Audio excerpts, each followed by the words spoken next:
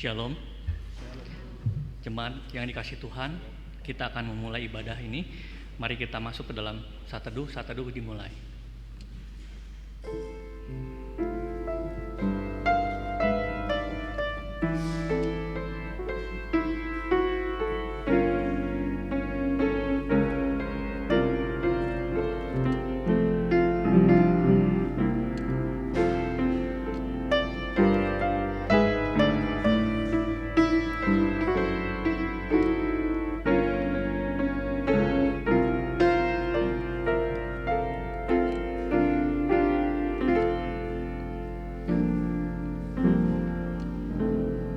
Jemaat, saya undang untuk berdiri.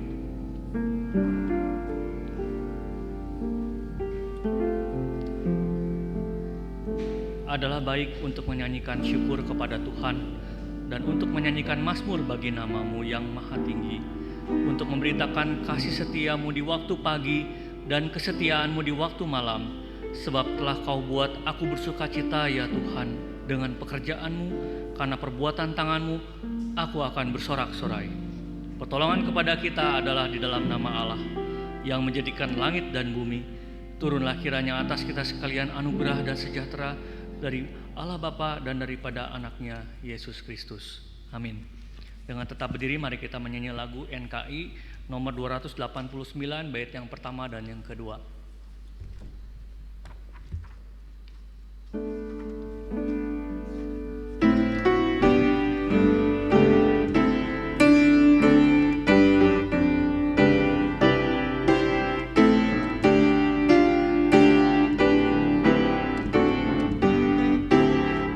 Terpujilah Allah, hikmat-Nya besar, begitu kasih-Nya untuk dunia cemar, sehingga diberilah Putranya kudus, mengangkat manusia serta menebus.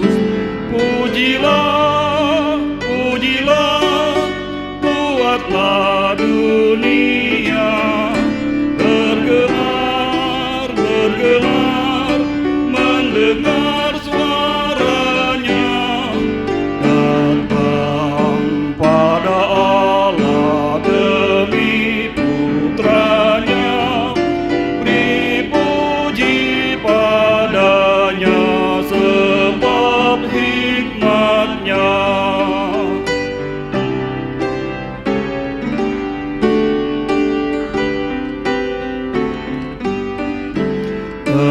Tebusan sempurna karena dibayar dengan darah Yesus yang tak bercemar.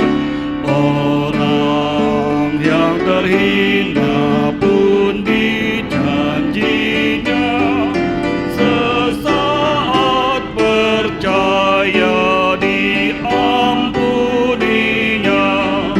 Pujilah, pujilah, buatlah dunia bergemar, bergemar, mendengar suaranya.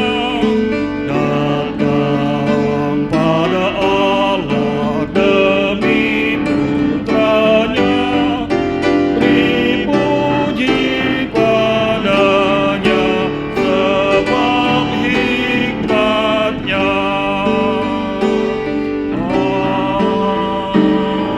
Amin. Silakan duduk. Mari kita berdoa. Bapa kami yang di surga, dengan kasih-Mu Engkau telah menjadikan kami, dengan kasih-Mu Engkau telah menjaga kami, dan dengan kasih-Mu Engkau juga hendak menjadikan kami sempurna. Dengan rendah hati kami mengaku bahwa kami tidak mengasihi-Mu dengan segenap hati, roh, jiwa, dan seluruh hidup kami.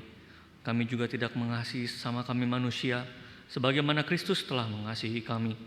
Memang Engkau di dalam kami, tetapi keinginan daging kami telah membuat kami lupa akan kehendak-Mu. Ampunkanlah kami Bapa, tolonglah kami agar kami bertobat dari dosa-dosa kami dan hidup kami yang salah. Pimpinlah kami dengan roh-Mu, agar kami dapat berlaku seperti yang Engkau kehendaki, sehingga kami dapat masuk ke dalam kemuliaan-Mu yang sempurna, demi Yesus Kristus Tuhan kami yang telah mengajarkan kami berdoa. Bapa kami yang di surga, dikuduskanlah nama-Mu, datanglah kerajaan-Mu, jadilah kehendak-Mu di bumi seperti di surga. Berilah kami pada hari ini makanan kami yang secukupnya, dan ampunilah kami akan dosa kami, seperti kami juga mengampuni orang yang bersalah kepada kami. Dan janganlah membawa kami ke dalam pencobaan, tetapi lepaskanlah kami daripada yang jahat, karena Engkaulah yang mempunyai kerajaan dan kuasa dan kemuliaan sampai selama-lamanya. Amin. Kembali kita memuji Tuhan, kita menyanyi lagu dari NKI nomor 260, bait yang pertama dan yang kedua.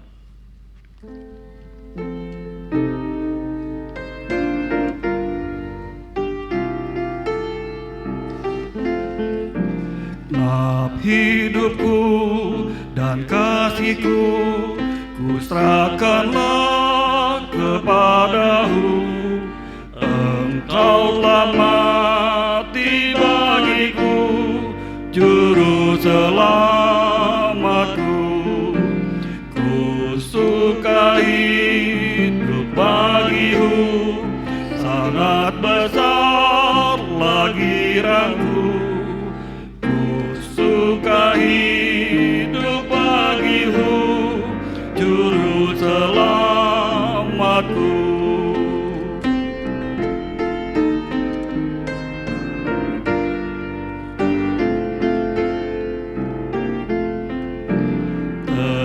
Tersiksalah ku karenaku di atas kayu salibmu. Terhapuslah genap dosaku, juru selamatku.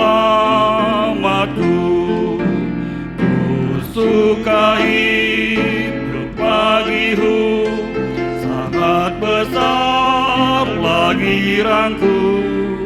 Ku suka hidup bagimu, juru selamatku.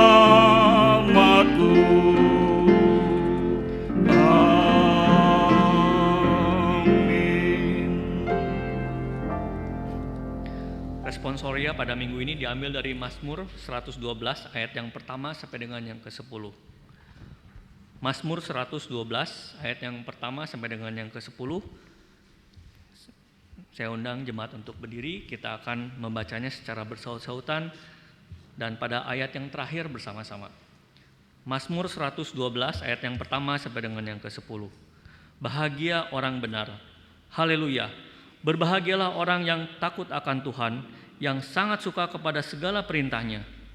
Anak cucunya akan perkasa di bumi, angkatan orang benar akan diberkati. Harta dan kekayaan ada di dalam rumahnya, kebajikannya tetap untuk selamanya. Di dalam gelap terbit terang bagi orang benar, pengasih dan penyayang orang yang adil. Mujur orang yang menaruh belas kasihan dan yang memberi pinjaman, yang melakukan urusannya dengan sewajarnya. Sebab ia takkan goyah untuk selama-lamanya. Orang benar itu akan diingat selama-lamanya. Ia tidak takut kepada kabar celaka, hatinya tetap penuh kepercayaan kepada Tuhan. Hatinya teguh, ia tidak takut, sehingga ia memandang rendah para lawannya. Ia membagi-bagikan, ia memberikan kepada orang miskin, kebajikannya tetap untuk selama-lamanya. Tanduknya meninggi dalam kemuliaan. Bersama-sama. Orang fasik melihatnya lalu sakit hati. Ia menggertakkan giginya lalu hancur. Keinginan orang fasik akan menuju kebinasaan. Amin. Gloria Patri.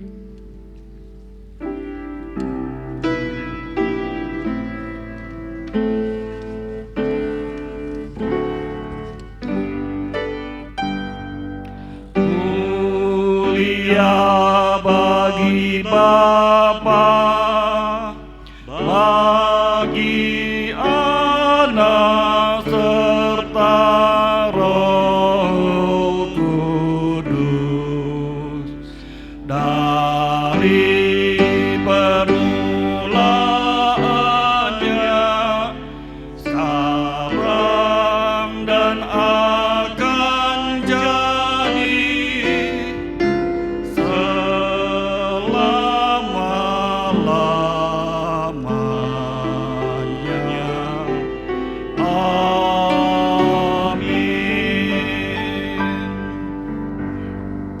Marilah bersama dengan umat Kristiani di seluruh dunia kita mengikrarkan pengakuan iman kita. Hendaklah masing-masing kita berkata demikian. Aku percaya kepada Allah, Bapa yang Maha Kuasa, Khalik langit dan bumi, dan kepada Yesus Kristus, Anaknya yang tunggal, Tuhan kita, yang daripada Roh Kudus, lahir dari Maria, yang berderita di bawah pemerintahan Pontius Pilatus, disalibkan, mati dan dikuburkan, turun ke dalam kerajaan maut. Pada hari yang ketiga, bangkit antara orang mati, naik ke surga, duduk sebelah kanan Allah, Bapa yang Maha Kuasa, dan akan datang dari sana untuk menghakimi orang yang hidup dan yang mati. Aku percaya kepada Roh Kudus, Gereja yang kudus dan am, persekutuan orang yang kudus, pengampunan dosa, kebangkitan daging, dan hidup yang kekal. Amin. Silakan duduk. Marilah kita persiapkan hati kita untuk masuk dalam doa syafaat yang akan dipimpin oleh Ibu Evangelis Julie Gunarko. Kita menyanyi lagu dari NKI nomor 123, bait yang pertama dan yang kedua.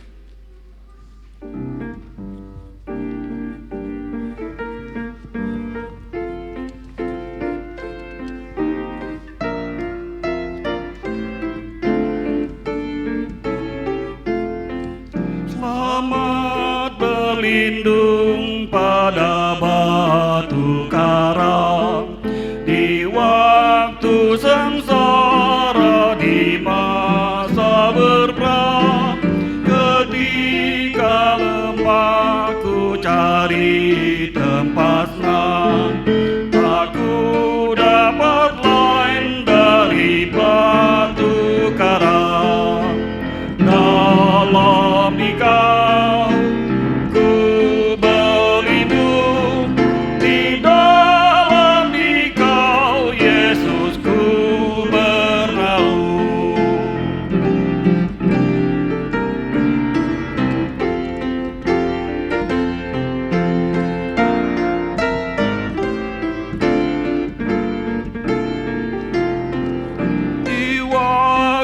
terasing seorang diri, datanglah cobaan mengganggu hati, laksana gelombang ketika topan, ku lari bernaung di batu karang.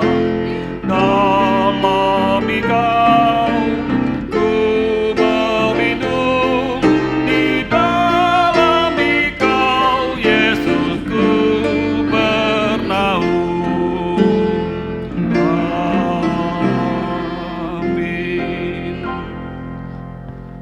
kita masuk di dalam doa. Kami menaikkan syukur kami kepadamu Tuhan atas anugerah-Mu bagi bangsa kami. Kami menyadari bangsa ini ada sampai hari ini semata-mata karena kemurahan dan belas kasihan Tuhan. Kami menyadari Tuhan bahwa bangsa ini masih boleh tetap bersatu. Itu semua karena kemurahan dan kebaikan Tuhan. Kami terus mau mendoakan negeri ini. Kami mau mendoakan negara ini ke dalam tangan Tuhan. Biarlah Engkau terus Tuhan bermurah hati, menolong kami. Ampunilah dosa seluruh rakyat Indonesia, dosa seluruh pemimpin kami Tuhan. Dan biarlah mereka memiliki hati yang takut akan Tuhan. Secara khusus dalam menjalankan roda pemerintahan pada masa ini. Kami tahu Tuhan tidak mudah bagi pemerintah untuk melakukan segala sesuatunya. Karena terhimpit masalah ekonomi dan juga masalah kesehatan dan masalah-masalah yang lainnya. Biarlah Tuhan Kau memberikan hikmat kepada pemerintah kami, kepada pejabat-pejabat agar mereka juga boleh bersehati, melakukan apa yang baik, melakukan apa yang seharusnya dilakukan. Dan kiranya Engkau Tuhan yang menolong kami, karena tanpa campur tangan Tuhan, kami sadar kami tidak mampu. Dan kami juga mau berdoa secara khusus Tuhan untuk gereja-gereja Tuhan di Indonesia ini. Kami rindu Tuhan agar penginjilan dapat tetap kami lakukan. Sekalipun keadaan sulit, keadaan yang begitu mencekam, tetapi biarlah Tuhan kami juga boleh bersama-sama melakukan tugas kewajiban kami untuk menginjili orang-orang di sekitar kami, menceritakan kasih Tuhan kepada orang-orang di sekitar kami, sehingga nama Tuhan tetap dimuliakan. Kami juga mau berdoa Tuhan secara khusus untuk seluruh jemaat Tuhan di tempat ini. Kiranya Engkau memberikan kesehatan, kekuatan, perlindungan secara khusus Tuhan, supaya kami berdoa supaya tidak ada jemaat yang terkena sakit COVID, tapi biarlah mereka semuanya dalam perlindungan Tuhan, dan mereka boleh tetap diberi kekuatan, sukacita, dan kesehatan daripadamu. Kami juga teringat Tuhan untuk Bapak Andrew Citra Jaya yang beberapa waktu lalu sakit, dan kami bersyukur Tuhan sekarang dalam masa pemulihan. Kiranya Tuhan terus menolong Bapak Andrew ini agar tetap berpengharapan di dalam Tuhan, dan biarlah diberikan kesehatan dan sukacita dan mengabdikan dirinya untuk kemuliaan nama Tuhan. Kami juga mau berdoa Tuhan secara khusus untuk pelayanan gereja GMI Bandung Barat, secara khusus juga untuk pos PI Padalarang, pos Sendawar, dan juga pos Balikpapan. Engkau yang telah mendirikan gerejamu di tempat ini, kami percaya Tuhan juga mau memakai gereja ini untuk terus mengabarkan kabar baik bagi orang-orang di sekitar, bagi seluruh umat Tuhan yang ada di sekitarnya. Dan kami juga rindu Tuhan, Engkau terus menolong agar gerejamu tetap boleh berdiri dan boleh tetap menjadi saksi Tuhan di tengah-tengah keadaan saat ini. Kami juga mau berdoa untuk segala pergumulan yang dihadapi oleh gereja Tuhan. Kami tahu Tuhan ada banyak hal-hal yang harus berubah, dan kami ubah untuk menghadapi masa-masa ini, tetapi biarlah semuanya itu dalam kehendak dan rancangan Tuhan. Hati kami tetap dikuatkan dan diteguhkan untuk percaya pada janji dan pemeliharaan Tuhan, dan biarlah gerejamu makin memuliakan Engkau. Terima kasih Tuhan. Kami juga teringat untuk beberapa saudara-saudari kami yang berulang tahun. Terima kasih Tuhan untuk Bapak Cihendra, Engkau yang telah menganugerahkan umur yang panjang. Tuhan berikan kepadanya kesehatan, kekuatan, perlindungan, hati yang terus bersukacita, hati yang mau mempersembahkan hidupnya untuk Tuhan. Dan kami juga bersyukur Tuhan untuk Bapak hamba-Mu Bapak Pendeta Ade Gunawan beberapa waktu lalu berulang tahun. Terima kasih untuk umur yang Tuhan berikan. Terima kasih untuk pelayanan yang Tuhan percayakan. Terima kasih untuk sukacita, kekuatan, kesehatan yang Tuhan anugerahkan dalam kehidupannya. Dan kami juga bersyukur untuk orang-orang yang mengasihi dia, yang ada di sekitarnya, yang mendukungnya di dalam pelayanan. Biarlah Tuhan terus tambahkan hikmat, tambahkan kekuatan, tambahkan sukacita dan pengharapan di dalamnya untuk terus bergantung kepada Tuhan. Berkati hamba-Mu dan setiap hamba-hamba Tuhan yang ada di gereja ini dalam pelayanan mereka di tempat ini. Terima kasih Tuhan. Kami juga berdoa untuk Ibu Lena Huta Galung.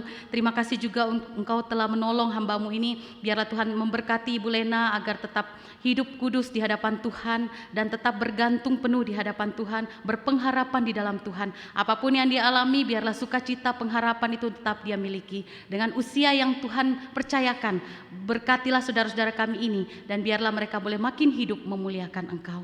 Terpujilah nama-Mu Tuhan. Kami menyerahkan seluruh jemaat di tempat ini. Pakailah kami untuk kemuliaan nama-Mu. Di dalam nama Tuhan Yesus kami berdoa. Amin.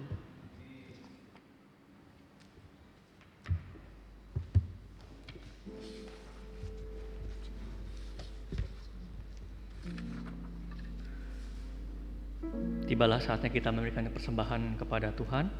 Saya mengundang petugas persembahan untuk maju ke depan.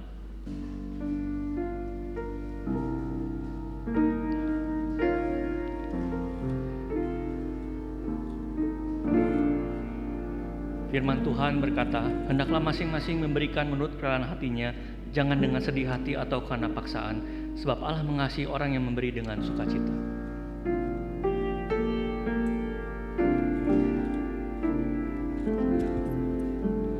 Mercusuar kasih Bapa, memancarkan sinarnya, namun sulu yang di pantai, kitalah penjaganya.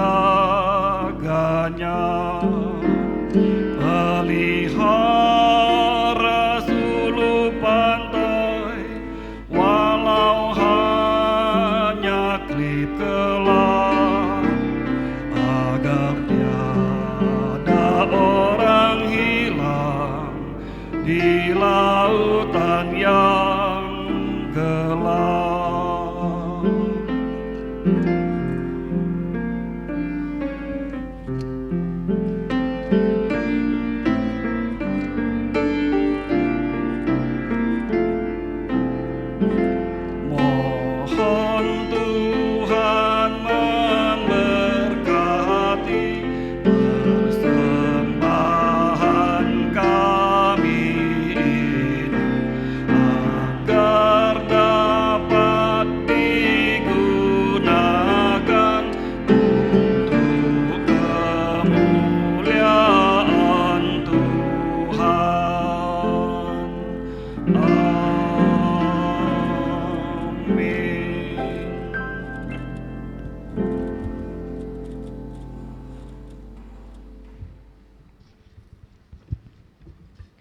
Firman Tuhan pada minggu ini akan dibawakan oleh Ibu Evangelis Julie Gunarko.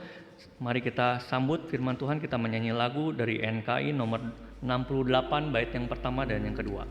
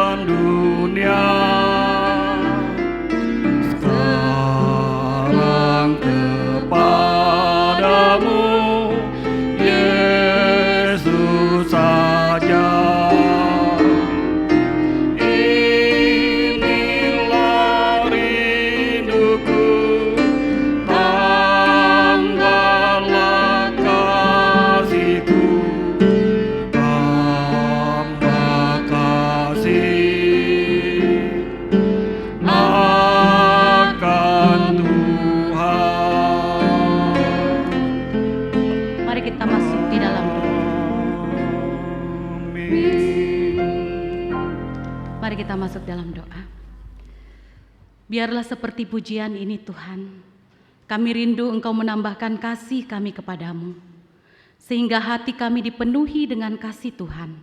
Hidup kami boleh memancarkan akan kasih-Mu di dalam hidup ini. Dan biarlah Engkau menolong setiap kami. Saat ini kami akan bersama-sama membaca, merenungkan firman Tuhan. Biarlah Roh Kudus bekerja dalam hati setiap kami, memampukan kami untuk mengerti kebenaran firman-Mu dan melakukannya di dalam hidup kami.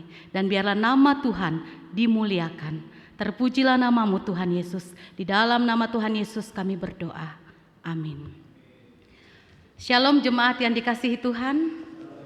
Kita bersyukur pada hari ini kita masih dapat beribadah. Ya, kita bersyukur Tuhan yang memberikan kita kesempatan. Saudara, mari saya mengajak setiap kita membuka kitab Ibrani. Ibrani pasal yang ke-11 ayat 1 sampai dengan ayat 5 sampai dengan 6. Ibrani 11 ayat 5 sampai 6. Saya akan bacakan buat Bapak Ibu Saudara. Ibrani 11 ayat 5 sampai 6.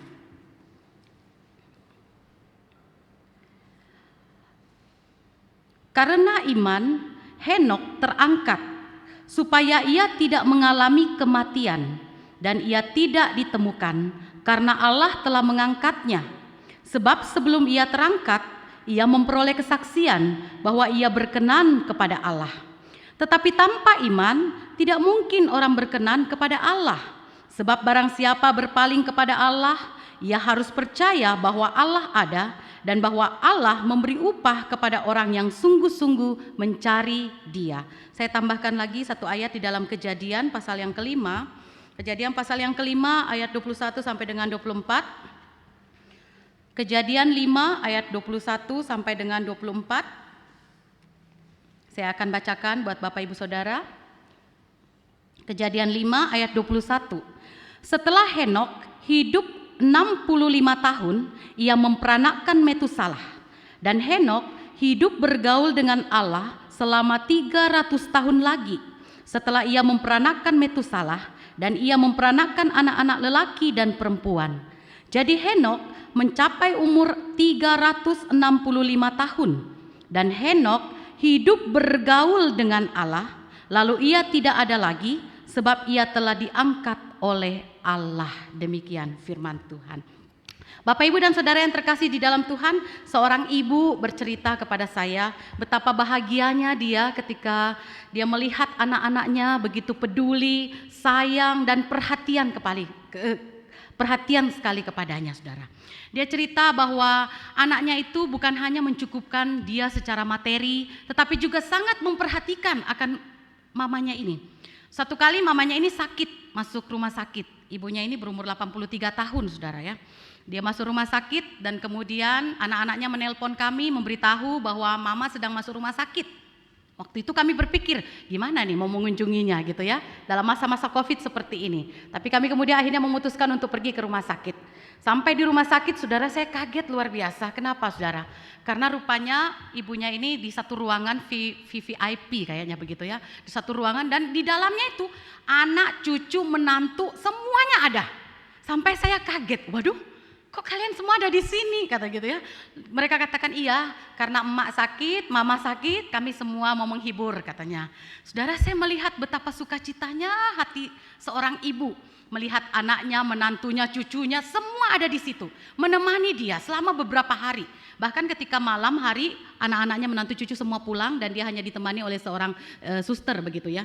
Nah, saudara yang terkasih dalam Tuhan, dia katakan, saya senang sekali sekalipun saya sakit, saya melihat perhatian anak, cucu, menantu semuanya itu sayang sekali dengan saya. Lalu bukan hanya itu, dia cerita. Pada masa COVID ini, saya itu kadang-kadang di rumah jenuh katanya. Jadi saya pengen keluar, tapi kan masa-masa ini kita tidak boleh keluar karena udah umur 83 lebih begitu ya. Jadi dia katakan anak saya itu membawa saya pakai mobil, kita pergi jalan-jalan, saya tidak turun dari mobil. Saya hanya di mobil. Katanya dia melihat sampai ke Kota Baru Parahyangan, kemana-mana, ke Lembang dan sebagainya. Mamanya itu tetap ada di dalam mobil, saudara. Jadi mamanya itu senang sekali. Wajahnya itu sumringah, wajahnya sukacita, dan dia ceritakan itu dengan hati yang penuh gembira. Saudara, waktu dia cerita itu kemudian dia berkata, saya ingat juga waktu saya ulang tahun, katanya. Itu anak-anak saya memberikan kejutan. Semua teman-teman saya itu diundang. Dan saya nggak tahu kalau mereka itu diundang. Tiba-tiba pada waktu kami mau pergi makan di restoran, saya kaget. Di restoran itu semua teman-teman saya itu ada. Bahkan kami hamba-hamba Tuhan pun ada di situ. Nah, saudara yang terkasih dalam Tuhan, ibu ini senang sekali dengan perhatian, dengan kasih sayang dan juga kepedulian yang ditunjukkan oleh anak-anaknya. Saudara, waktu saya mendengar kalimat cerita dari ibu ini, saya, saudara, kemudian berpikir, saya sebagai anak, apakah saya juga sudah membuat orang tua saya bangga? Apakah saya sudah membuat orang tua saya itu senang? Apakah saya sudah membuat orang tua saya itu puas melihat kehidupan saya sebagai anaknya? Apakah saya juga sudah memperlakukan orang tua saya dengan baik dan sebagainya? Saudara, lalu kemudian saya juga berpikir sebagai anak Tuhan, pernahkah kita berpikir bahwa ketika Tuhan melihat kita, apakah Tuhan senang, Tuhan bangga, dan Tuhan puas dengan hidup kita? Waktu saya berpikir ini, saudara, kemudian terlintas dalam pikiran saya. Mungkin sebagian dari kita berkata begini, saya percaya Tuhan senang, Tuhan puas, Tuhan bangga dengan hidup saya. Kenapa? Karena saya ini rajin kebaktian. Saya tidak pernah bolos. Saya setiap minggu rajin beribadah. Bahkan saya juga rajin baca Alkitab. Setiap hari saya pasti baca Alkitab. Tidak pernah bolong. Bahkan saya juga rajin berdoa. Setiap pagi ketika bangun tidur saya berdoa terlebih dahulu. Kemudian ketika mau makan saya berdoa. Pada waktu mau tidur saya juga berdoa. Bahkan saya juga melayani Tuhan di gerejanya. Saya melayani Tuhan dengan apapun pelayanan yang dipercayakan. Dan bukan hanya itu, saya juga mentaati perintah Tuhan. Jadi sepertinya mudah-mudahan gitu ya, Tuhan puas bangga dengan hidup saya. Saudara yang terkasih dalam Tuhan, tunggu dulu. Apakah ketika kita rajin kebaktian, rajin berdoa, rajin baca firman Tuhan, rajin melayani, hidup taat kepada Tuhan, secara otomatis hidup kita berkenan kepada Tuhan? Apakah secara otomatis hidup kita itu menyenangkan Tuhan? Membuat Tuhan bangga? membuat Tuhan puas, membuat Tuhan senang dengan hidup kita? Saya katakan belum tentu, saudara. Bisa jadi kita rajin kebaktian hanya karena sekedar rutinitas. Kalau kita enggak kebaktian, enggak enak lah. Kita kan orang Kristen, masa kita enggak kebaktian? Bisa jadi kita juga rajin berdoa karena kita banyak kebutuhan. Apalagi zaman-zaman sekarang, saudara. Saya tidak tahu apakah di rumah saudara rajin berdoa, semakin rajin. Bisa jadi, saudara, itu juga karena kita banyak permintaan, banyak kebutuhan. Atau mungkin juga kita rajin pelayanan. Tapi tunggu dulu, saudara. Apakah kita rajin itu karena tugas? Karena terpaksa? Apa boleh buat nama saya menjadi petugas minggu depan? Ya sudahlah, mau tidak mau, suka tidak suka, saya pelayanan. Kan enggak enak, apalagi saya pengurus di tempat ini. Saudara, apakah ketika kita berkata saya sudah melayani Tuhan, apakah benar-benar itu pelayanan untuk Tuhan atau sekedar aktualisasi diri? Saudara yang terkasih dalam Tuhan, saya katakan belum tentu. Belum tentu apa yang sudah kita lakukan itu menyenangkan hati Tuhan. Tetapi yang luar biasa, saudara, di dalam Alkitab dicatat ada seorang yang hidup berkenan di hadapan Tuhan. Ada seorang yang hidup menyenangkan hati Tuhan. Ada seorang yang hidup yang membuat hati Tuhan puas terhadap kehidupannya. Bahkan dicatat 2 kali hidupnya dikatakan berkenan di hadapan Tuhan. Siapa dia, saudara? Ayat yang tadi kita baca, dia adalah Henokh. Henokh. Siapa itu Henokh, saudara? Henokh adalah seorang dari keturunan Adam. Dia adalah keturunan ke-7 setelah Adam dan Hawa, kemudian Adam dan Hawa, Set dan yang lain-lainnya. Dia adalah keturunan ke-7 dari Adam dan Hawa. Lalu kemudian dia juga adalah nenek buyutnya Nuh. Setelah Henokh dia memperanakkan Metusalah. Metusalah itu orang yang umurnya paling panjang di dunia, 969 tahun. Lalu kemudian Metusalah memperanakkan Lamek. Lamek ini memperanakkan Nuh. Jadi Henokh itu nenek buyutnya Nuh, saudara ya, nenek buyutnya Nuh. Saudara yang terkasih dalam Tuhan, dikatakan Henokh itu hidup bergaul dengan Allah, hidup menyenangkan Tuhan, hidup berkenan di hadapan Tuhan. Dikatakan di dalam Alkitab 2 kali dicatat Henokh hidup bergaul dengan Tuhan. Henokh hidup bergaul dengan Tuhan. Itu berarti bahwa ini adalah satu penekanan yang penting. Kalau 2 kali, 3 kali Alkitab mengulang dan mengulang terus, itu berarti ada sesuatu yang penting dan betul-betul itu adalah penekanan di dalamnya. Saudara yang terkasih dalam Tuhan, Henokh hidup bergaul dengan Tuhan. Saya ingat sekali dulu orang tua selalu menasihatkan kita begini, nak, kalau bergaul itu dengan orang-orang yang baik. Jangan dengan orang-orang yang jahat. Kenapa, saudara? Karena ketika kita bergaul dengan orang-orang yang baik, itu akan mempengaruhi pola pikir kita dan juga mempengaruhi tindakan kita. Satu contoh, saudara, akhir-akhir ini saya mengenal seorang teman. Teman ini tadinya itu dia berjualan online, jualan makanan online, saudara. Dan makanannya cukup enak. Nah, banyak orang yang pesan, banyak orang yang suka. Tetapi kemudian beberapa minggu ini dia sudah tidak jualan lagi. Lalu kemudian kami tanya, kenapa kok enggak jualan lagi? Rupanya, saudara, dia punya satu kesibukan sekarang. Dia katakan, iya minta maaf, saya sekarang enggak jualan lagi. Kenapa? Karena saya sekarang punya teman saya ini hobinya naik sepeda. Naik sepeda sampai ke Lembang, sampai ke Padalarang, sampai ke jauh, saudara ya. Dan dia katakan itu hampir tiap hari dia naik sepeda. Bersama-sama dengan temannya ini, saya hitung-hitung temannya ada sekitar 5 orang. Jadi perempuan itu ada 6 orang, mereka bersepeda sampai ke Lembang. Lalu saya katakan, jadi udah gak jualan lagi? Ya untuk sementara ini enggak dulu, saudara. Nah, saudara, tadinya teman ini tidak mengenal sepeda, tidak mengenal pergi jalan-jalan bersepeda dengan temannya. Tapi ketika dia bergaul dengan orang-orang yang hobi naik sepeda, bergaul dengan orang-orang yang suka olahraga, akhirnya membuat dia ikut-ikutan. Nah, saudara yang terkasih di dalam Tuhan, itu sebabnya seorang dosen pernah berkata kepada mahasiswanya begini, kalau engkau bergaul dengan seseorang, pelajari hidupnya, tiru hidupnya, pelajari dia, dan kemudian bergaulah dengan dia. Apa yang baik yang kamu lihat dari temanmu ini, itu kamu lakukan. Dia katakan begini, terutama kamu harus meniru dan juga mempelajari hidup salah satu tokoh Kristen yang takut akan Tuhan. Kenapa? Kalau engkau mempelajari hidupnya, meniru kehidupannya, maka itu akan mempengaruhi kehidupanmu dan tindakanmu. Saudara, rupanya John Piper, seorang teolog dan dia juga adalah seorang rektor di sekolah teologi, dan dia adalah seorang penulis buku yang sangat banyak dan terkenal dan menjadi berkat bagi banyak orang, itu mempelajari hidup Jonathan Edwards. Dan rupanya pelajarannya tentang Jonathan Edwards, dia mempelajari cara hidupnya, mempelajari pola pikirnya, mempelajari apa yang dilakukan berdasarkan karya-karyanya, itu mempengaruhi tulisan-tulisan daripada John Piper. Nah, saudara yang terkasih dalam Tuhan, kalau bergaul dengan orang hebat saja, itu bisa mempengaruhi hidup kita menjadi hebat. Bagaimana dengan kita bergaul dengan Allah? Apakah tidak lebih luar biasa lagi? Itu akan mempengaruhi hidup kita. Ketika kita bergaul dengan orang hebat, kita jadi hebat katanya. Kita bergaul dengan orang pintar, kita ikut-ikutan pintar. Kita bergaul dengan orang bijak, kita belajar menjadi bijak. Tetapi bagaimana ketika kita bergaul dengan Allah, Pencipta kita, yang adalah Tuhan kita, yang adalah Raja di atas segala raja, yang adalah Tuhan di atas segala Tuhan. Bagaimana tidak, itu juga akan mempengaruhi pola dan kehidupan kita. Saudara yang terkasih dalam Tuhan, oleh sebab itu pertanyaannya adalah, bagaimana kita bisa bergaul dengan Allah? Bagaimana kita bergaul dengan Allah kita? Henok dikatakan berkenan kepada Tuhan karena dia bergaul dengan Allah.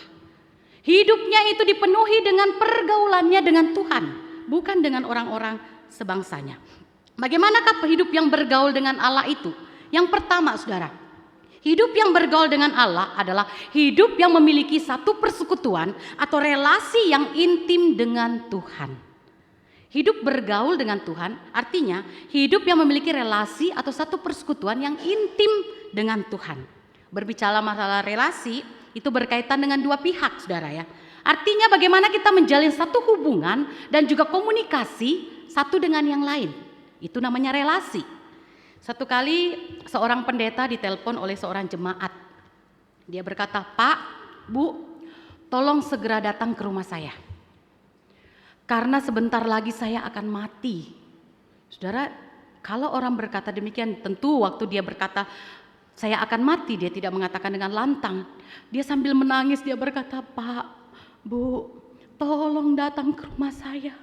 Sebentar lagi saya akan mati, Pak." Saudara, mendengar kalimat itu, sang pendeta beserta istrinya cepat-cepat pergi ke sana. Dia katakan, "Tunggu dulu, kamu jangan mati dulu ya. Ketemu saya dulu ya, tunggu dulu." Singkat cerita, saudara, hamba Tuhannya datang ke sana, lalu kemudian disamperinlah ke sana. Ada suaminya, saudara. Suaminya itu duduk di ruang tamu dan istrinya ada di dalam kamar. Kemudian sang pendeta dengan istrinya datang ke kamar dan bertanya, "Ada apa? Apa yang terjadi? Kenapa engkau berkata kamu mau mati?" Dia katakan begini, "Pak, Bu, saya sebentar lagi akan mati. Karena saya ini kesepian. Saya ini kesepian, saya tidak punya teman bicara." Hamba Tuhan ini heran dan kaget. Kenapa? Bukankah dia punya suami dan suaminya ada di depan? Lalu dia katakan, "Loh, bukankah kamu punya suami?" "Itu dia, Pak. Saya betul punya suami, tapi suami saya tidak bisa diajak bicara." "Kenapa? Apakah suamimu bisu?" "Tidak, Pak. Suami saya pendiam sekali. Dia susah sekali diajak ngomong. Kalau saya berbicara kepadanya, dia cuma jawab saya satu kata. Kalau saya tanya, 'Pak, kamu mau makan?' Ya. Kadang mengangguk, kadang cuma menjawab satu kata. 'Pak, kamu mau ini?' Enggak. Cuma itu aja. Jadi saya tuh kalau bicara dengan dia enggak pernah nyambung, enggak pernah bisa berkomunikasi. Karena ketika saya bicara, dia hanya menganggukkan atau menggelengkan kepala atau mengucapkan cuma satu kata. Dan itu membuat saya tersiksa. Saya tidak punya teman bicara. Saya tidak punya teman untuk curhat. Saya tidak punya teman untuk berkomunikasi. Dan itu membuat saya kesepian. Nah, saudara yang terkasih dalam Tuhan, akhirnya sang pendeta dengan istri memanggil suaminya. Dan dia katakan, "Pak, Bapak tahu istri Bapak itu sudah mau mati karena dia kesepian." Suaminya kaget, saudara. Dia dengan mata heran melihat istrinya mau mati gitu ya. Lalu kemudian sang pendeta menceritakan bahwa Bapak harus berkomunikasi dengan istri. Yang lucunya, saudara, suaminya berkata begini, "Bagaimana caranya berkomunikasi? Saya enggak tahu." Dia tidak tahu saudara bagaimana berkomunikasi dengan istrinya. Selama ini dia pikir itu dia sudah berkomunikasi, tetapi rupanya bagi istrinya itu tidak. Lalu kemudian diajarilah sama Pak Pendeta.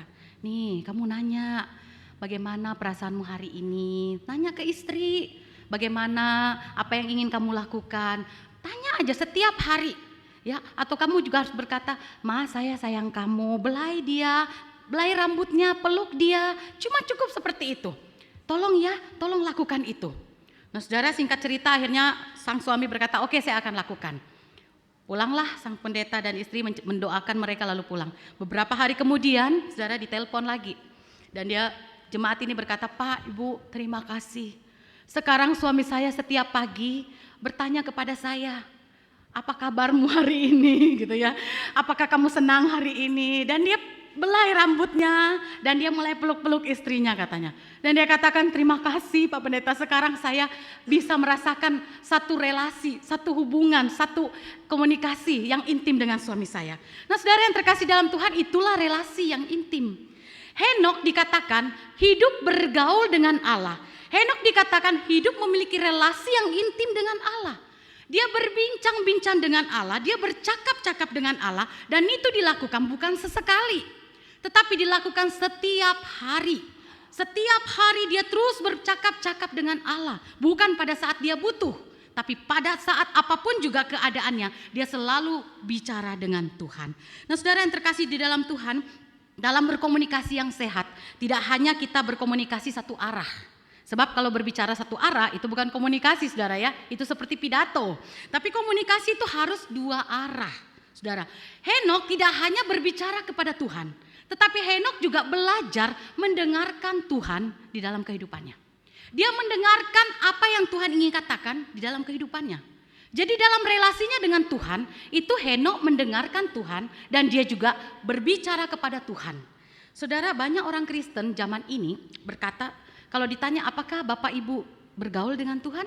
Apakah Bapak Ibu punya relasi dengan Tuhan? Mungkin kita akan jawab, saya punya. Buktinya apa? Saya sering berdoa. Pertanyaannya saudara, waktu kita berdoa, lebih sering mana? Kita yang berbicara kepada Tuhan atau Tuhan yang berbicara kepada kita? Pasti kita akan berkata, lebih banyak saya yang bicara, Bu. Iya kan? Lebih banyak kita yang berbicara. Kenapa? Kan saya yang berdoa. Saudara, kita yang berdoa maka kita yang berbicara. Saudara, bukankah di dalam doa kita itu juga, kita juga bisa belajar untuk mendengarkan Tuhan di dalam doa-doa kita. Kita mengambil saat teduh, saat hening, cobalah melihat karya Tuhan di dalam hidup kita. Cobalah merasakan kebaikan Tuhan di dalam hidup kita. Hening tanpa suara dan tanpa kita sadari, kita merasakan Tuhan itu berbicara kepada kita lewat banyak hal dalam hidup kita. Lewat pemeliharaannya, lewat perlindungannya, lewat kebaikannya. Kita rasakan saudara. Tapi seringkali kita mengabaikan itu bukan? Yang kita pikirkan adalah kita yang berbicara. Kita terus yang berkomunikasi, terus yang bicara kepada Tuhan. Nah saudara yang terkasih dalam Tuhan, banyak orang lebih suka bicara dan sulit untuk mendengar. Lebih banyak orang gampang berbicara dan sulit untuk mendengarkan orang lain. Kenapa saudara? Bisa jadi karena kita memang sudah terbiasa ingin didengarkan. Itu sebabnya ketika kita berbicara dengan seseorang, kalau orang itu katanya bicaranya cepat, kayak saya mungkin ya, berbicaranya cepat gitu ya, dan tidak mau disela begitu ya. Menurut psikologi bisa jadi orang itu selalu pengen didengarkan. Karena bisa jadi di rumah dia tidak didengarkan katanya begitu. Tapi di saya enggak saudara ya, suami saya masih mendengarkan saya. Nah saudara yang terkasih dalam Tuhan, ketika kita berkomunikasi, kita berbicara, kita juga harus mau mendengarkan orang lain. Coba saudara bayangkan punya teman yang dia terus-terusan ngomong. Saudara senang berteman dengan dia? Kalau dia ketemu dengan kita, halo, apa kabar? Hari ini aku gini. Dia tidak sama sekali memberikan saudara kesempatan untuk bicara. Saudara baru mengatakan, saya, oh iya, ini begini. Saudara, saya yakin dan percaya saudara tidak akan betah bersama dengan orang itu. Saudara pengen cepat-cepat mengakhiri.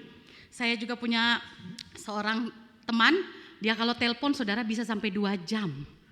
2 jam saudara. Dan kadang kala suami saya keluar dan menunjukkan Sudah 2 jam begitu ya. Tapi saya mau putusin susah saudara. Karena ketika saya mau putuskan, kayaknya saya harus, sebentar dulu, ini ada yang penting. Oh iya, saya dengarkan lagi saudara. Dah lama sekali, enggak tahu saudara. Dia ngomong ngawur ngidul, pokoknya saya dengerin aja. Kadang-kadang kuping saya sudah mulai panas. Tapi karena saya menghargai dia, ya udahlah saya lakukan saudara. Pernah 1 kali saudara dia telepon saya sampai jam 1 malam. Sampai suami saya Pak Dedi itu bolak-balik ke kamar. Saya katakan, ya bentar. Kenapa? Karena pada saat itu dia lagi curhat. Dia lagi memberitahukan bergumul tentang pergumulannya. Dan tidak enak bagi saya untuk memutuskan. Nah saudara, setiap kali dia telepon saya udah tahu. Pasti 2 atau sampai 3 jam. Jadi ketika dia telepon saya lihat dulu. Kalau saya sibuk saya nggak angkat. Tapi kalau saya nggak sibuk saya angkat saudara. Kenapa? Saya tahu dia lama sekali kalau ngomong. Dan saya tahu tidak banyak orang yang mau berteman dengan dia. Tidak banyak orang yang mau mendengarkan dia. Karena ketika dia berbicara dia katakan kalau berteman dengan dia enggak enak. Dia terus yang ngomong. Kita nggak dikasih kesempatan untuk ngomong. Nah saudara, tidak enak bukan? Tapi kadang-kadang kita memperlakukan itu kepada Tuhan kita. Kita terus yang ngomong. Di dalam doa-doa kita terus yang menceritakan, Tuhan saya mau ini, Tuhan saya begini, Tuhan saya minta ini, Tuhan saya mohon ini, saya mau begini dan seterusnya saudara. Kita tidak memberikan kesempatan Tuhan berbicara kepada kita. Mungkin kita berkata, ya Tuhan berbicara kepada kita melalui apa Bu? Saudara, Tuhan berbicara kepada kita melalui firman-Nya. Tanpa kita sadari, Tuhan itu banyak sekali berbicara kepada kita. Cuma kita sering kali tidak mau mendengarkan Tuhan berbicara. Tuhan berbicara kepada kita melalui firman-Nya saudara. Oleh sebab itu ketika saudara mau memiliki relasi yang intim dengan Tuhan, saya sarankan saudara, dengarkanlah dulu Tuhan berbicara kepada kita di dalam saat teduh kita. Dengarkan Tuhan berbicara kepada kita. Baru kemudian kita berbicara kepada Tuhan melalui doa-doa kita kepada Tuhan. Setelah kita mendengarkan Tuhan berbicara terlebih dahulu melalui firman-Nya, baru kemudian kita berdoa, percayalah doa kita tidak akan menjadi doa yang egois. Saya katakan doa kita tidak menjadi doa yang egois, sebab saudara banyak di antara kita, banyak kita sebagai orang Kristen tanpa sadar seringkali berdoa secara egois, ya kan? Kalau disuruh berdoa yang kita ingat siapa dulu saudara? Kalau 5 yang pokok doa yang kita ingat siapa? Orang keluargaku, ya kan? Suamiku, anak-anakku, keluarga besarku, semua aku, bisnisku, kesehatanku, pekerjaanku, semua aku. Lalu kemudian kalau diminta tolong doakan orang lain, doain apanya ya Bu ya? Gitu kan? Kita bingung mendoakan orang lain, saudara. Tapi ketika kita disuruh berdoa untuk diri kita, mungkin saudara 1 jam tidak cukup berdoa untuk kebutuhan kita, untuk diri kita. Tapi kalau untuk orang lain, mungkin 5 menit kita sudah berkata, sudah Bu saya udah doakan, sekalipun itu cuma 5 menit saudara. Ya. Nah saudara yang terkasih dalam Tuhan, oleh sebab itu saudara, ketika kita mau belajar untuk mendekatkan diri dengan Tuhan, memiliki persekutuan berjalan dengan Tuhan, persekutuan yang intim dengan Tuhan, maka mari kita mulai untuk belajar mendengarkan Tuhan dan juga kita mau berbicara kepada Tuhan setelah kita mendengarkan Tuhan berbicara kepada kita. Mari di dalam doa-doa kita, dalam persekutuan kita, tiap hari saudara, bukan pada saat kita butuh saja. Tiap hari lakukan itu. Berbicaralah kepada Tuhan. Pada waktu engkau baru bangun pagi, berbicara kepada Tuhan. Tuhan terima kasih. Aku boleh bangun dengan kekuatan, dengan kesehatan dari Tuhan. Baru kemudian baca firman Tuhan, saudara. Kebanyakan kita pada waktu bangun pagi, saudara, kita melakukan dulu aktivitas kita, bukan? Yang wanita mungkin baru waktu bangun pagi melihat piring masih berantakan, kita cuci piring, cepat-cepat, kita menyapu, kita melakukan banyak aktivitas tanpa sadar sudah sore atau sudah siang. Baru kemudian kita berbicara kepada Tuhan, baru kita membaca firman Tuhan. Nah saudara, sebaiknya ketika bangun pagi, mari kita mulai datang kepada Tuhan. Biarkan Tuhan berbicara kepada kita melalui firman-Nya. Baru kemudian kita melakukan aktivitas kita. Itu yang pertama saudara. Hidup yang berkenan kepada Tuhan, hidup yang bergaul kepada Tuhan, itu berarti memiliki relasi yang intim dengan Tuhan. Dan yang kedua adalah hidup yang berelasi atau bergaul dengan Tuhan itu berarti hidup yang sejalan dengan Tuhan. Hidup yang berjalan dengan Tuhan. Hidup yang sejalan. Sejalan itu artinya searah, saudara ya. Satu arah dengan Tuhan.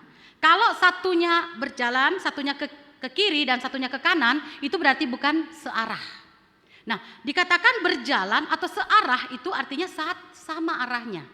Kalau yang satu ke kiri, kita ikut ke kiri. Kalau yang satu ke kanan, kita ikut ke kanan. Kalau satunya lurus, kita ikut lurus. Itu namanya berjalan bersama.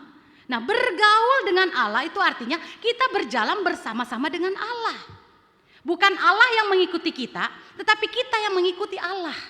Kenapa saudara? Sebab Allah lah pencipta kita, Dia adalah Tuhan kita, Dia adalah pemimpin hidup kita, Dia adalah sumber kehidupan kita. Kita harus mengikuti Allah kita. Kalau Allah berjalan ke depan, kita ikut berjalan ke depan. Kalau Allah berjalan ke kiri, kita ikut berjalan ke kiri. Itu namanya berjalan, bergaul, sejalan dengan Allah. Tapi kalau Allah ke kanan, kita ke kiri, itu namanya bukan berjalan dengan Allah. Kalau Allah lurus ke depan, kita mundur, itu namanya tidak berjalan dengan Allah. Saudara, berjalan dengan Allah itu berarti bahwa kita mempercayakan diri kita sepenuhnya kepada Allah dan menaklukkan kehendak kita kepada Allah. Artinya kita betul-betul berserah kepada Tuhan, kemana Tuhan mau pimpin saya. Kalau Tuhan memimpin saya ke jalan itu, saya ikuti jalan itu. Kalau Tuhan tidak menuntun saya ke jalan itu, saya tidak ikuti jalan itu. Itu artinya saudara. Saudara, Henok dikatakan hidup pada zaman yang bengkok. Henok hidup pada zamannya itu diceritakan bahwa orang-orang pada zamannya itu hidup dengan luar biasa bobroknya. Di Kejadian 3 diceritakan bahwa pada waktu manusia pertama jatuh dalam dosa. Dan pasal 4 diceritakan dosa pertama dilakukan oleh Kain dan Habel, saudara, di mana Kain membunuh Habel, saudaranya. Pembunuhan pertama dilakukan. Lalu kemudian dalam Kejadian 6 diceritakan bahwa air bah menghancurkan bumi ini. Nah, Henok hidup di antara zaman itu, saudara. Diceritakan bahwa sebelum zaman Nuh, Henok itu sudah hidup. Manusia pada zaman itu hidupnya bobrok sekali, hidupnya rusak sekali. Tetapi Henok berketetapan hati untuk bergaul dengan Allah. Dia mau berjalan dengan Allah, fokusnya kepada Allah, sehingga hidupnya berbeda dengan hidup orang-orang pada zamannya. Itu sebabnya dia dikatakan berkenan kepada Allah. Saudara, berapa lama Henok bergaul dengan Allah? 1 tahun? 2 tahun? 10 tahun? Tidak, saudara. Diceritakan 300 tahun. 300 tahun lamanya dia bergaul dengan Allah. Sampai kemudian Allah mengangkat dia. Henok tidak mengalami kematian. Di dalam Alkitab ada 2 orang yang tidak mengalami kematian. Salah satunya adalah Elia dan yang kedua adalah Henok. Henok diceritakan tidak mengalami kematian. Karena dia hidup berkenan di hadapan Allah, Tuhan mengangkat dia hidup-hidup. Tuhan membawa dia datang kepadanya. Saudara yang terkasih dalam Tuhan, tidak mudah bagi Henok untuk hidup berbeda dengan zamannya.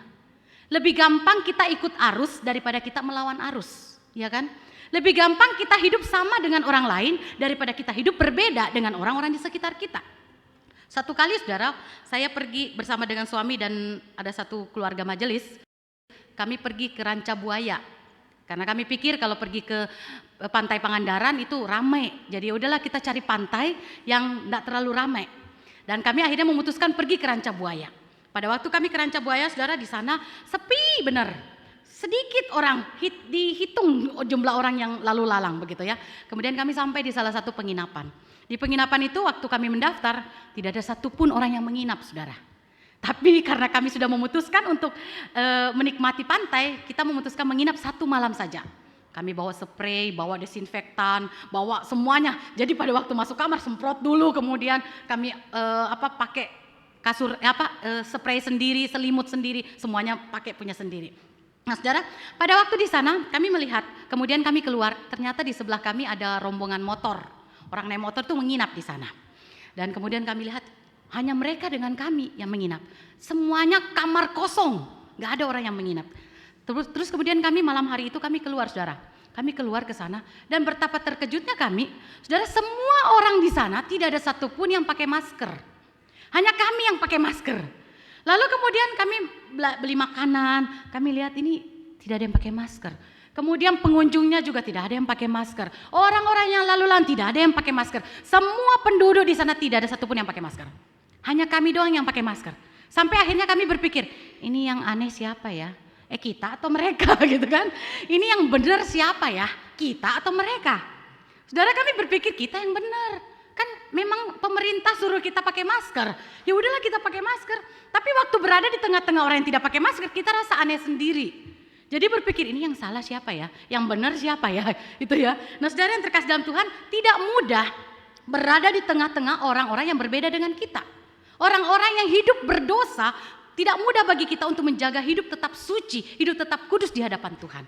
Seandainya Henok cepat-cepat dilarikan oleh Tuhan atau diambil oleh Tuhan dan dibawa ke satu tempat yang tidak ada orang, itu jauh lebih mudah bagi Henok untuk hidup bergaul dengan Tuhan. Tetapi tidak, bukan? Henok tetap dibiarkan hidup dengan orang-orang sesamanya. Dan Henok dipelihara Tuhan, dijaga Tuhan ketika dia mau hidup bergaul dengan Tuhan. Sehingga dia tidak terpengaruh dengan orang-orang di sekitarnya. Sekalipun orang-orang sekitarnya itu hidupnya rusak. Sekalipun orang-orang sekitarnya hidupnya bobrok. Tapi Henok tidak terpengaruh sama sekali. Kenapa saudara? Karena dia menjaga kehidupannya di hadapan Tuhan. Dia berelasi dengan Tuhan. Dia menjaga pergaulannya, kehidupannya sesuai dengan Tuhan, apa yang Tuhan mau. Saudara, memang dalam hidup kita ini, dunia ini seringkali menawarkan hal-hal yang mudah dan enak daripada kita mengikuti jalan Tuhan. Lebih gampang mana? Ikut dunia atau ikut Tuhan? Jujur, saya yakin dan percaya kita berkata lebih gampang ikut dunia, ya kan? Karena dunia ini menawarkan segala kenikmatannya. Satu contoh, lebih gampang mana? Berbohong atau bicara jujur? Lebih gampang bohong. Berbuat curang atau bertindak jujur? Balas dendam atau mengampuni? Mengejar harta dunia atau mengejar harta kekekalan? Lebih mudah melayani atau tidak melayani? Saudara yang terkasih dalam Tuhan, orang akan berkata jauh lebih mudah, Bu, berbohong, jauh lebih mudah balas dendam. Bukankah ketika kita balas dendam, kita bisa memuaskan hawa nafsu kita, memuaskan emosi kita, memuaskan sakit hati kita. Itu jauh lebih gampang, bukan? Itu sebabnya ketika orang diminta untuk mengampuni, sulitnya luar biasa. Kenapa saudara? Karena memang tidak mudah. Dunia menawarkan bahwa itu lebih gampang untuk kamu berbohong. Itu menyelesaikan masalah lebih cepat. Tunggu dulu saudara. Betulkah dengan berbohong menyelesaikan masalah lebih cepat? Oke, bisa menyelesaikan masalah sesaat. Saat itu juga. Tapi setelah itu, maka akan timbul masalah-masalah berikutnya. Sekali berbohong akan menimbulkan kebohongan kedua. Dan kebohongan kedua akan melahirkan kebohongan ketiga dan keempat dan kelima. Jadi sekali kita berbohong, kita bisa melahirkan kebohongan-kebohongan berikutnya, akhirnya kita dicap sebagai pembohong. Lalu kemudian orang berkata, lebih gampang, Bu, membalas dendam daripada mengampuni. Memang betul saudara, lebih gampang balas dendam. Kenapa? Karena ada kepuasan secara nafsu kita, secara emosi kita itu puas. Tetapi pertanyaan saya, ketika kita balas dendam, itu menghancurkan diri kita sendiri. Menghancurkan diri kita sendiri. Ketika kita tidak mau mengampuni, sesungguhnya kita sedang merusak diri kita, menghancurkan iman kita, menghancurkan damai sejahtera di dalam diri kita. Lalu kemudian kita berkata lebih enak tidak melayani daripada melayani. Betul enggak?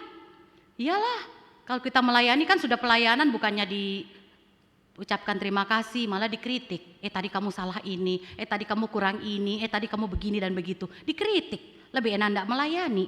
Tunggu dulu saudara, bukankah orang yang melayani jauh hidupnya lebih sukacita dibandingkan orang yang tidak melayani? Yang hanya tahu mengkritik tapi tidak pernah mau melayani. Hidupnya jauh lebih tidak bersukacita. Nah saudara yang terkasih dalam Tuhan, intinya berada di dalam dunia memang menawarkan hal yang mudah dan enak. Tapi berada di jalan Tuhan, berada pada koridor Tuhan, pada apa yang Tuhan tuntun itu memang tidak mudah. Tetapi saudara, ketika kita mau bergaul dengan Allah dan menolong, itu akan menolong kita, menuntun kita untuk berjalan sesuai dengan apa yang Tuhan mau.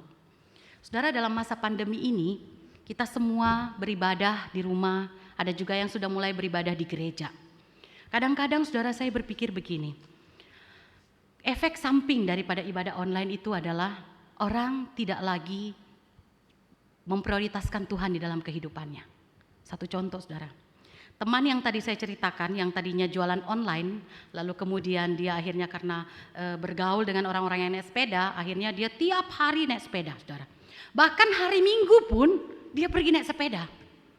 Saya melihat itu di Instagram, loh ini subuh-subuh sudah berangkat naik sepeda. Lalu kemudian saya tanya, kapan ibadahnya?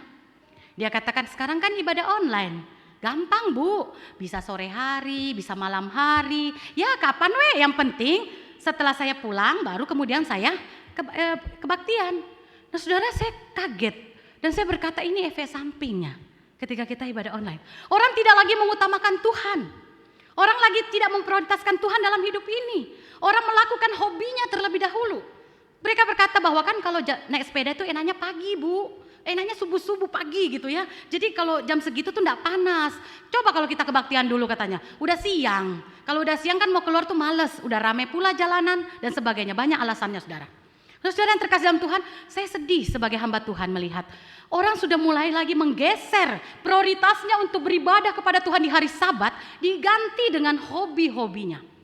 Apalagi saudara ada kadang-kadang saya tanya, ini jemaat ini kok nggak datang, kenapa? Maaf, lagi touring ke Garut bersama dengan teman-teman touringnya naik sepeda motor gede begitu. Dalam hati ya Tuhan, ini enggak kebaktian, pasti percaya sama saya, ini enggak kebaktian. Dan itu touringnya itu sampai seharian saudara. Percayalah, ketika dia pulang mungkin dia melihat, oke lihat aja lah, buka tinggal YouTube tik, lihat. Ngikuti ibadah cuma ngeliat doang, lama-lama apa? Ngantuk tertidur. Tidak lagi menghargai ibadah, tidak lagi memprioritaskan Tuhan di dalam hidup ini. Belum lagi saudara, ketika beribadah asal-asalan, namanya di rumah kan. Saudara, saya punya keponakan, kadang-kadang dia kuliah kan sekarang online. Kadang-kadang waktunya kuliah, dia cuma bangun kemudian dia lihat kuliah, dia cuma lihat begini saudara.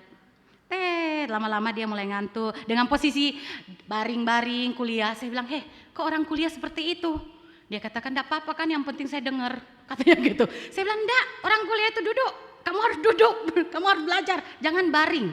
Nah saudara, bisa jadi orang-orang sekitar kita pun beribadah demikian.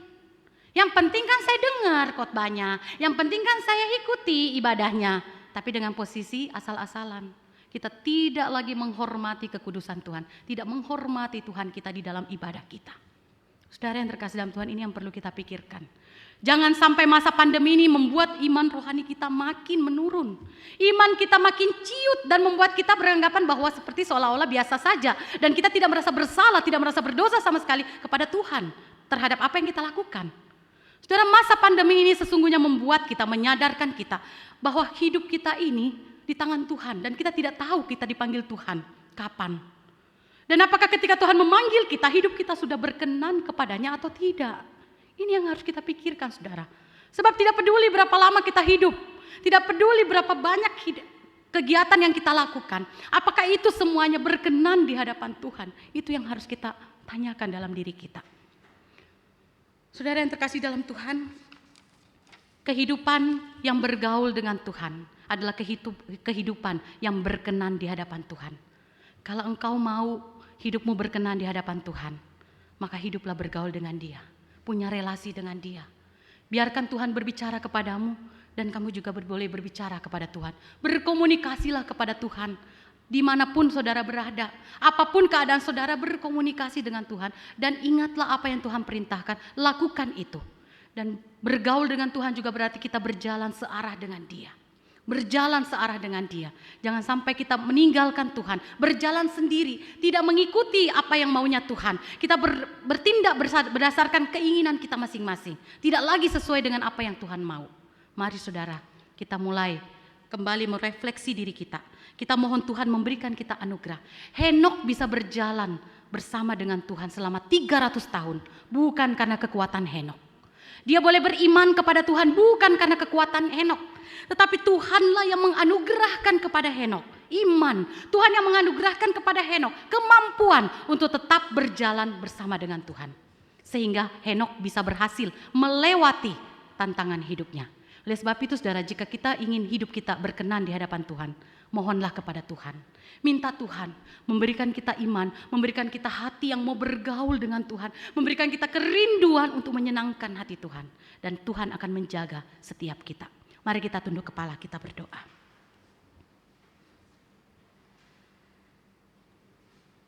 Bapa di dalam surga, kami bersyukur kepadamu Tuhan. Engkau Allah yang tidak pernah meninggalkan kami. Engkau Allah yang menyertai kehidupan kami. Engkau Allah yang selalu rindu berhubungan dengan kami.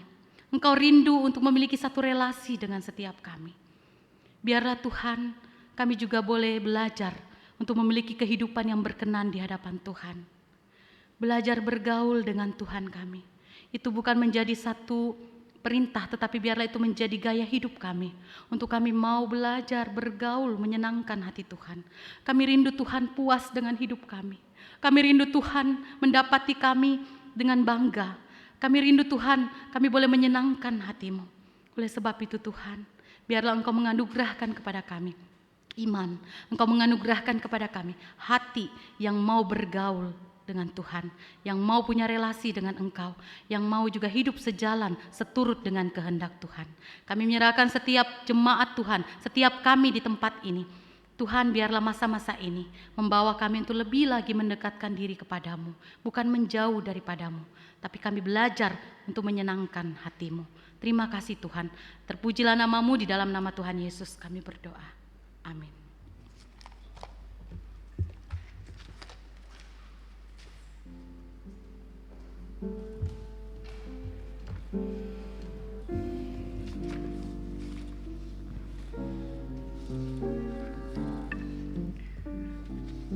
Mari kita sambut firman Tuhan dengan nyanyian penutup.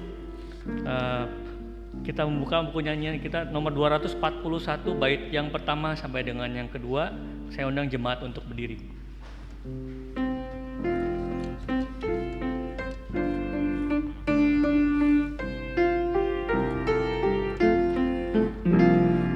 Yesus mau kami percaya, baginya dengan terang, dan berkenanlah padanya, baik malam baik siang. Bercahaya, bercahaya, Yesus mau kami bercahaya. Bercahaya, bercahaya, bersinar karena Yesus.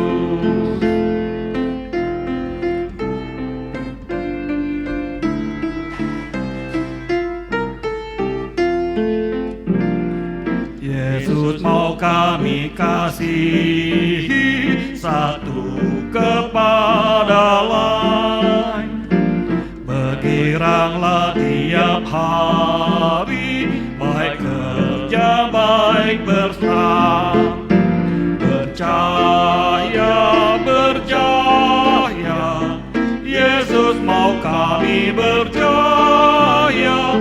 Bercahaya, bercahaya, bersinar karena Yesus. Amin.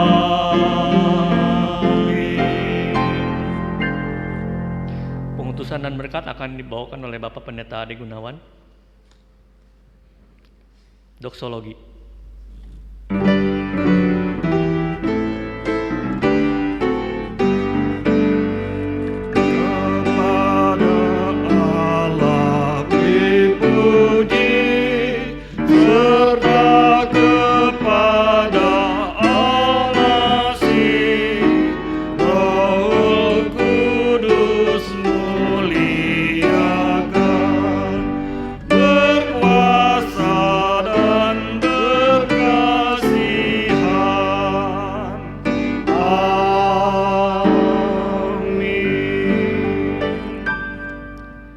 Mari kita tunduk kepala dan mengarahkan hati kita kepada Tuhan untuk menerima berkat dari Tuhan.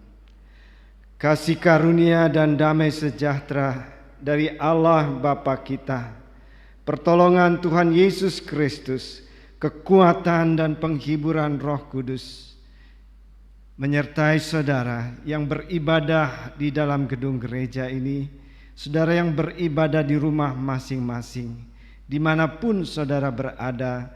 Tuhan memberkati engkau. Amin. Amin.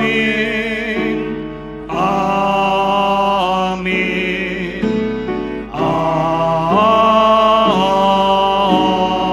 Amin. Silakan duduk, doa teduh kebaktian kita selesai.